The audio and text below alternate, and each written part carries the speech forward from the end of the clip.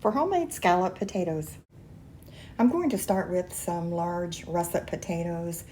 I started with 5 and then I think I ended up using 6. It just depends on how large the baking dish is that you are using. And then I'm just going to peel these and then I'll wash those and slice them up.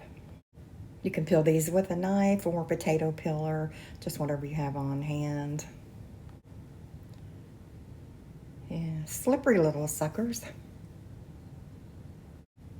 I ended up switching to a knife to peel these. It just seemed a little easier for me with a broken finger, a little less movement. And so I've got these rinsed and now I'm going to go ahead and slice them. Just slice these as thinly as you can. It just goes to show you don't really need any special tools. I'm just using a knife. If you have a mandolin, that's great. Just go ahead and use that if you prefer. I'm kind of wishing I had a mandolin at the moment. So now that you have all the potatoes sliced up, just get whatever baking dish you're going to use. You don't need to add any butter or grease this at all. Just go ahead and start layering your ingredients, and you'll start with the bottom layer of potatoes first.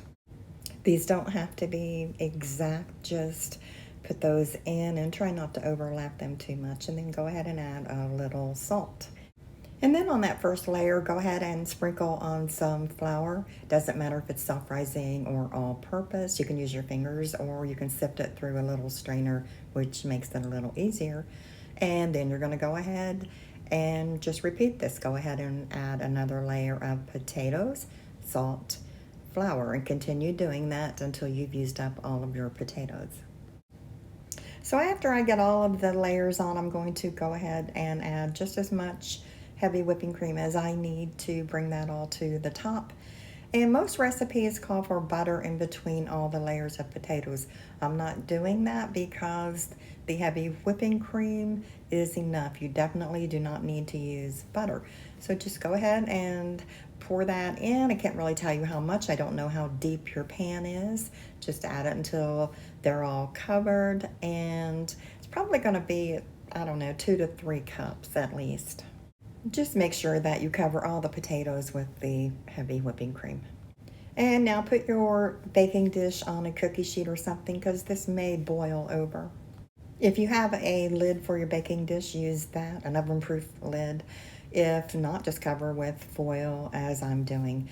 Preheat your oven to 350 degrees Fahrenheit. Put this on the middle rack of your oven and bake for 1.5 hours to 2 hours. You can just take the foil off for the last 15 minutes of baking, and then you can check the doneness of the potatoes then. Your scalloped potatoes may not take as long as mine. It just depends on the thickness, and mine is about 4 inches thick at least. I'm going to let this cool for about 15 minutes and then plate it up. All of the ingredients and instructions are listed in the description below this video. I hope you give this recipe a try. I hope you enjoy it.